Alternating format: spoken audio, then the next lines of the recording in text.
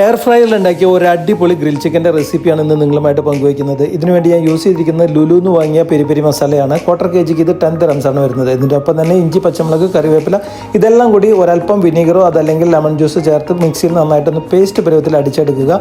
ഇനി ഇതിലേക്ക് നമ്മൾ പെരി പെരി മസാല 2 സ്പൂണാണ് ആഡ് ചെയ്യുന്നത്. നിങ്ങളുടെ ടേസ്റ്റ് അനുസരിച്ച് കൂട്ടും കുറയ്ക്കുകയും ചെയ്യുക. ഉപ്പും അതുപോലെ തന്നെ ഒലിവ് ഓയിലും ചേർത്ത് അധികം ലൂസ് അല്ലാത്ത രീതിയിൽ വേണം ഇത് മിക്സ് ചെയ്തെടുക്കാൻ. പുളി കൂടുതൽ താല്പര്യമുള്ളവർക്കാണെങ്കിൽ കുറച്ചും കൂടി വിനീഗർ ഒഴിക്കാവുന്നതാണ്. ഇനി നമ്മൾ ചിക്കനിലേക്ക് ഇത് നന്നായി തേച്ച് പിടിപ്പിച്ച് ഒരു ഓവർനൈറ്റ് ഫ്രിഡ്ജിൽ വെക്കുകയാണെങ്കിൽ മസാല നന്നായിട്ട് പിടിച്ചു കിട്ടും.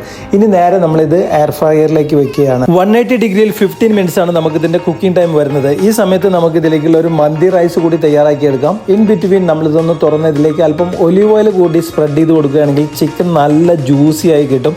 ആ ഒലിവ് ഓയിൽ നമ്മൾ ആ റൈസിൻ്റെ മുകളിൽ ഒഴിക്കുകയാണെങ്കിൽ നല്ലൊരു ഫ്ലേവറും കിട്ടും.